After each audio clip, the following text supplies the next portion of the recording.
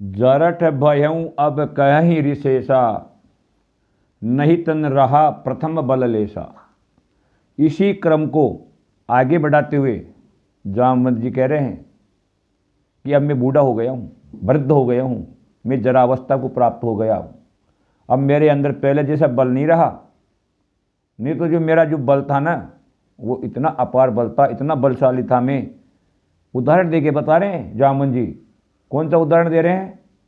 कह रहे हैं कि बलि बांधत प्रभु बाढ़ हूँ, सो तनु बरनी न जाय, उभय घरी मह दीनी, सात प्रदक्षिणा धाई। कि जब भगवान विष्णु बलि का अहंकार बांधने के लिए, बलि का मान मर्दन करने के लिए वामन अवतार लिए, उस वामन अवतार के समय जब भगवान ने अपना विराट स्वरूप दिखाया, क्योंकि भगवान को त्रिविक्रम कहा गया है इसी कारण। त्रिविक्रम, त्रिविक्रम का मतलब त्रि मानी तीन और विक्रम मानी कदम। तीन कदम के अंदर जिन्होंने समस्त ब्रह्मांड को नाप लिया, इस कारण भगवान को त्रिविक्रम कहा गया है। तो जब भगवान त्रिविक्रम बने उस समय, और कितने टाइम के लिए बने? मात्र 2 घड़ी के लिए। 2 घड़ी का मतलब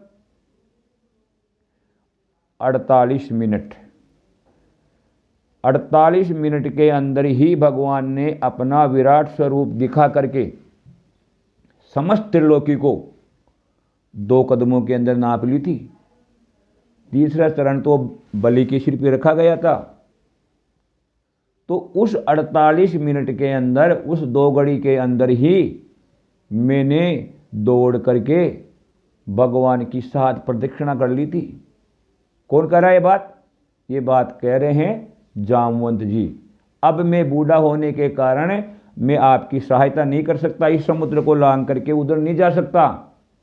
नहीं तो मेरा युवावस्था के अंदर, मेरे बाल्यकाल के अंदर मेरे अंदर इतना बल था कि मैंने 48 मिनट के अंदर ही भगवान का जो विराट स्वरूप था उसको दौड़ करके मैंने 7 परिक्रमा कर ली थी। ये बात कह रहे हैं ऋचपति जामवंत जी, और हनुमान जी को प्रेरित कर रहे हैं। क्या प्रेरित कर रहे हैं? कह रहे हैं, कहूँ ऋचपति सुन हनुमाना, का चुप साध रहूं बलवाना।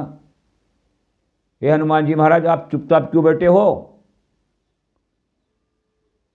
आपको चुप बैठने का समय नहीं है ये। अब हनुमान जी को यहां पर बल याद दिलाने की कहां जरूरत पड़ गई? क्या हनुमान जी को अपने बल का ज्ञात नहीं था? यहां पर जामवंत जी को तो अपने बचपन का बल याद है और हनुमान जी को अपना बल याद नहीं है। ऐसा कैसे हो सकता है? ऐसा हुआ है क्योंकि हनुमान जी का चंचल स्वभाव था।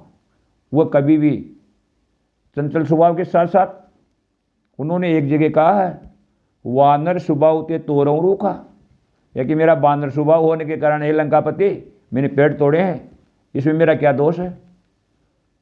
तो बचपन के अंदर भी हनुमान जी वही बानर स्वभाव के कारण और बचपना होने के कारण ज़्यादा चंचल थे, ज़्यादा उडंडी थे। तो ऋषि महर्षियों के आश्रम में जाते, उनके पंचपात्रों को इधर उधर डाल देते, उनको परेशान करते।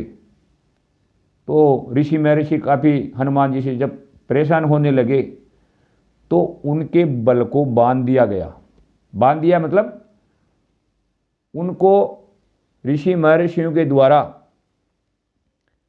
एक अनचाहा श्राप उनको दिया। श्राप का मतलब यहाँ पर कोई हनुमान जी का अहित करने का उद्देश्य नहीं था, लेकिन उस भगवान हनुमान जी की जो चंचलता थी उस पर प्रतिबंध लगाने के लिए ऋषि महर्षियों ने ऐसा किया।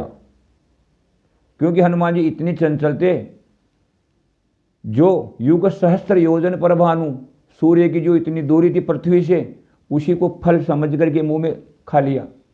अब इससे ज़्यादा क्या चंचलता होगी? तो ऋषि महर्षियों ने इनको बल को कंट्रोल करने के लिए इनको क्या कहा? श्राप दिया कि जब आपको याद दिलाया जाएगा तभी आपका बल के बारे में आपको जानकारी होगी या आप किसी कार्य को कर पाओगे। और जब तक आपको कोई बल याद नहीं दिलाएगा, आपके बल के बारे में आपके सामने कोई बखान नहीं करेगा, तब तक आपको आपका बल याद नहीं आएगा और आप कुछ भी नहीं कर सकते। यानी ये वही एक प्रक्रिया थी जो एक चंचल बालक को कंट्रोल करने के लिए कुछ उसके ऊपर प्रतिबंध लगाया गया था।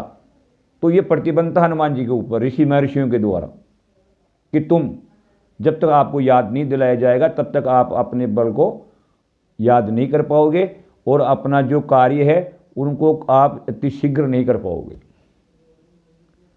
अच्छा, ये खुद प्रमाण हनुमान जी ने दिया है कि अगर हनुमान जी के ऊपर ये कंट्रोल नहीं लगाया गया होता तो हनुमान जी क्या कर देते, कितने बलशाली थे हनुमान जी।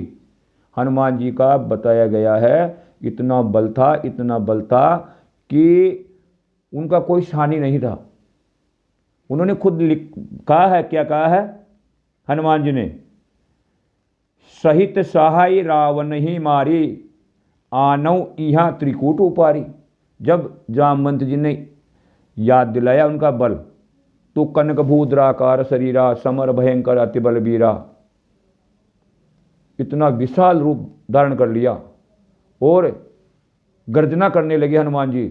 और जामवंत को कह रहे हैं कि हे जामवंत जी, मैं रावण को उनके सहायक है उन सहित मार करके और जो त्रिकूट पर्वत है उसको उखाड़ करके यहाँ ले आता हूँ अभी, इतना बल। तब जामवंत जी कहते हैं नहीं, इस बल को कंट्रोल करने के लिए ही ऋषि महर्षियों ने हनुमान जी को प्रतिबंधित रूपी श्राप लगाया था। तब जामवंत कहते हैं कि ऐसा नहीं करना है आपको तो भगवान राम ने केवल और केवल सीता माता का पता लगाने के लिए भेजा गया है, रावण को मारने के लिए या त्रिकूट पर्वत को उखाड़ करके लाने के लिए नहीं भेजा जा रहा है। तब जामवंत जी ने ये और प्रतिबंध लगाया कि आप जाओ, केवल आपको सीता जी का पता लगा कर ही आना है। तब जा करके हनुमान जी पता लगा करके आए। नहीं तो अगर हनुमान जी का जो बाल स्वरूप, जैसा उनकी उद्दंडता थी या जैसा उनका स्वभाव था या जैसा उनका बल उनको याद रहता, तो पता नहीं कहाँ से क्या कर देते। तो हनुमान जी के ऊपर ये जो प्रतिबंधित रूपी जो श्राप समझो या यादाश्त कम हो जाना समझो, ये जो लगाया था, ये इसी रामायण रूपी महासागर का एक गुप्त रहस्य है, गुप्त रहस्यमयी रत्न है। कल और कोई विषय लेकर के आपसे मिलता हूँ। जय राधे, जय गोविंद।